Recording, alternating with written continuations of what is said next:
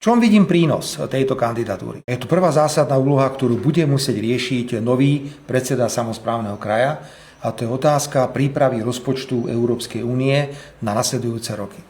Prosím, nepodceňujme to, pretože to sú jedinečné peniaze. Bez európskych fondov by rozvoj Slovenskej republiky bol veľmi, veľmi komplikovaný.